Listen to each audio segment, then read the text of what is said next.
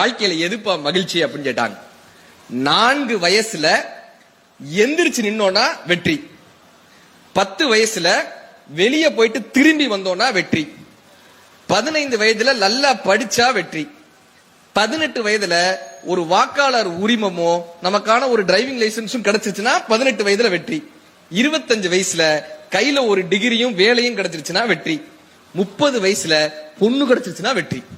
30 வயசு தாண்டி தான் கிடைக்க மாட்டேங்குது. 30 வயதுல பொண்ணு கிடைச்சிருச்சுன்னா வெற்றி, 40 வயதுல இளமையாக தோன்றினால் வெற்றி, 50 வயதுல தன்னுடைய குழந்தைகளுக்கு நல்ல கல்விகளை கொடுக்க முடிந்தால் வெற்றி, 60 வயதுல ஓய்வு கிடைத்தால் வெற்றி, 60 வயசுல ஓய்வு கிடைத்தால் வெற்றி, 65 வயசுல உடல் ஆரோக்கியமாக இருந்தால் வெற்றி, 70 வயதுல நீங்க வெளியே போயிட்டு மறுபடியும் வீட்டிற்கு நீங்களாக திரும்பி வர முடிந்தால் வெற்றி, 75 வயதிற்கு மேல் தானாக எழுந்து நிற்க முடிந்தால் வெற்றி, 80 வயதுக்கு மேல் வீட்டிற்கு பாரமாக இல்லாமல் இருந்தால் வெற்றி, அதற்கு மேல் ஒரு இலை உதிர்வது போல ஒரு பறவை பறப்பது போல மகிழ்ச்சியாக இந்த உலகத்தில் இருந்து நாம் விடை பெற்றோமையானால் வாழ்க்கை வெற்றி மேல் வெற்றி.